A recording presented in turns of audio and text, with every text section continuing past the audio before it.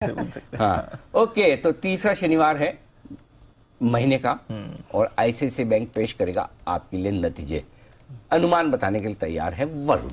वरुण बताएं। तो अनिल जी, नतीजे अच्छे आने वाले हैं और खासकर इसके लिए अच्छे आएंगे क्योंकि जो रिटेल फोकस बैंक है ना, माना जा रहा है कि उनके नतीजे बाकी बैंक से ज्यादा अच्छे रहने वाले हैं, जिनका रिटेल एक्सपोजर जो है वो काफी ज्यादा है। और ऐसा ही आईसीआईसीआई बैंक है, इसके लिए नतीजे अच्छे आने वाले हैं। एनआईआई करीब 28.5% के आसपास की बढ़ोतरी होगी, 15,730 करोड़ पे आएगा। मुनाफा 31% बढ़ेगा, 8,120 crore. Net NPA gross NPA flat रहने वाले हैं। लोन ग्रोथ करीब 20%, डिपॉजिट ग्रोथ जो है करीब 11% के आसपास रहेगी। नेट इंटरेस्ट मार्जिन माना जा रहा है कि 10 से 15 बेसिस पॉइंट के आसपास की यहाँ बढ़ोतरी आपको देखने मिल सकती है। कारोबार में बेहतर ग्रोथ है, उसमें तो कोई डाउट ही नहीं है। प्रोविजनिंग जो है उसमें कमी का अनुमान लगाया जा रहा है, इसके लिए आपको प्रॉफिट जो है उसमें 31% की ग्रोथ देखने मिल रही है। स्लिपेजेस कुछ अनुमान यह है कि करीब 5,000 करोड़ के आसपास के स्लिपेजेस आ सकते हैं। हालांकि अगर आप क्वार्टर या ईयर ऑन ईयर देखेंगे तो यहाँ पे भी आपको कमी देखने मिल सकती है।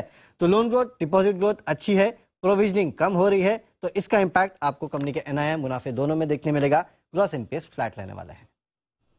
ओके, तो ये है आपके लिए राय इस वक्त आईसीआईसीआई बैंक के नतीजों को लेकर आती हुई, अनुमान को लेकर आती हुई दिख रही है। इसी अनुमान पर चार्ट का एक अनुमान लिया जाए। हिमांशु जी, जरा चार्ट पर राय दीजिए आईसीआईसीआई बैंक। अनिल जी, काफी अच्छी एक स्ट्रेंथ दिखाने के बाद फिलहाल काफी हफ्तों से, पिछले 3 और 4 हफ्तों से मैं कहूंगा आईसीआईसीआई बैंक ऑलरेडी एक करेक्शन में है। और मुझे लगता है कि नंबर्स के बाद ये जो गिरावट है थोड़ी और बढ़ सकती है। 850 840 के सपोर्ट्स हैं। अगर नंबर्स के बाद उन लेवल्स पर ये स्टॉक मिलता है तो वहां पर खरीदारी करके चलने की सलाह रहेगी। ओके, तो ये है आपके लिए आईसीआईसीआई बैंक जिस पर रखनी है नजर। एक और दिग्गज बैंक जिसके आएंगे नतीजे कल, वो है आपके लिए कोटक बैंक का। वरुण बताइए, इस पर क्या है अनुमान? नथिंग डिफरेंट दीप, यहाँ पे भी आईसीआईसीआई बैंक जैसे मजबूत नतीजे रहने वाले। हालांकि जितना प्रॉफिट में ग्रोथ आपको आईसीआईसीआई बैंक में देखने मिला था उतना कोटक में रहने वाला है। एनआईआई 24% बढ़ेंगे, मुनाफा यहाँ भी ऑलमोस्ट 24% के आसपास की बढ़ोतरी होने वाली है। वो इसलिए है क्योंकि प्रोविजनिंग जितनी आईसीआईसीआई बैंक की कम होगी उतनी शायद कोटक बैंक की कम ना हो। ग्रॉस एनपीएस कमी आएगी, 2.08% से गिर के 1.9%। एनएनपीए 0.55% से गिर के 0.5%। नेट इंटरेस्ट मार्जिन यहाँ भी 10 से 20 बेसिस पॉइंट बढ़ेंगे। लोन ग्रोथ अच्छी रहेगी, करीब 21 से 24% के आसपास की लोन ग्रोथ जो है आपको यहाँ देखने मिल सकती है, यानी कि आईसीआईसीआई बैंक से ज्यादा बेटर रहेगी।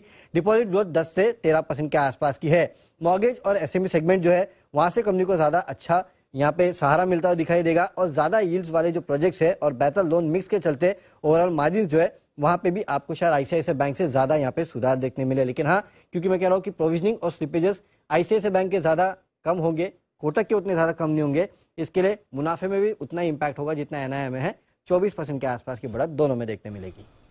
24% की 24%। ओके, तो वो तो अच्छी बढ़त है। और एचडीएफसी बैंक के भी हमने नंबर्स तो अच्छे ही देखे थे। चलिए, वही मेरा एक्चुअली मेरी नजर वो नेट इंटरेस्ट मार्जिन पे ही, क्योंकि वहां भी कहा गया था कि 10 से 20 बेसिस पॉइंट के आसपास की बढ़ोतरी होगी, लेकिन वो फ्लैट आए थे। और कहीं ना कहीं अगर एचडीएफसी फ्लैट देते तो इसके बाद सिर्फ आईसीआईसीआई से उम्मीद है। ये बहुत नाइंसाफी नहीं है? क्यों?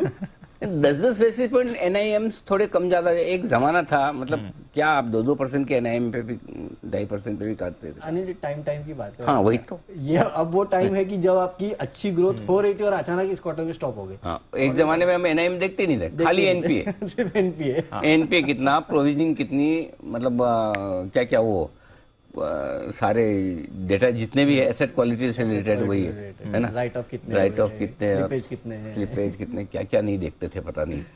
एनीवे, तो आशु जी भी कुछ विशेष टिप्पणी देना चाहते हैं इस पर। जी आशु जी।